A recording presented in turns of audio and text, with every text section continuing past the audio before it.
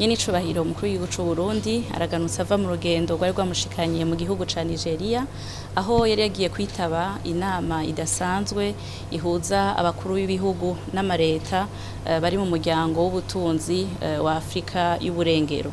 Umukuru w'igihugu c'u Burundi yari yitavye iyo nama nk'usanzwe ari cegera c'urongoye ishirahamwe ry'ibihugu vyunze ubumwe bwa Afrika, ariko kandi nk'urongoye inama y'amahoro n'umutekano y'iryo shirahamwe nyene muri kuno kwezi kwa Myandagaro.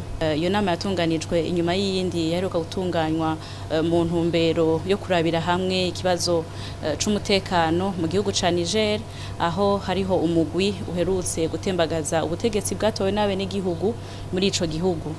Yari ifise intumbero yo kurabira hamwe ingene uwo muryango wosahiriza igihugu ca Niger kugira ngo amahoro asubire asasagare kandi n'ubutegetsi bwatowe n'abenegihugu busubizweho.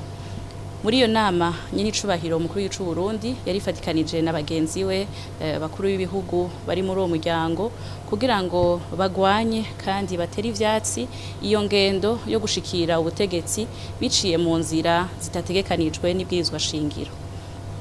Baboneho n'akaryo ko gusaba bashimitse yuko umukuru w'igihugu yari yatowe n'abenegihugu, umuryango wiwe n'abagize leta yiwe barekugwa n'uwo mugwi wabafashe bidatevye. Nyenicubahiro umukuru w'igihugu c'u Burundi muri iyo nama akaba yari kandi nk'umurorerezi Benicabona yaratanze impanuro na cane yuko muzi ko igihugu c'u Burundi caciye mu bihe bigoye nk'ivyo aho ubutegetsi bwatembagajwe inshuro zitari zike. Yaratanze impanuro yuko hoshigwa imbere cane ibiganiro, inguvu zigakoreshwa ari uko izindi nzira zose zananiwe.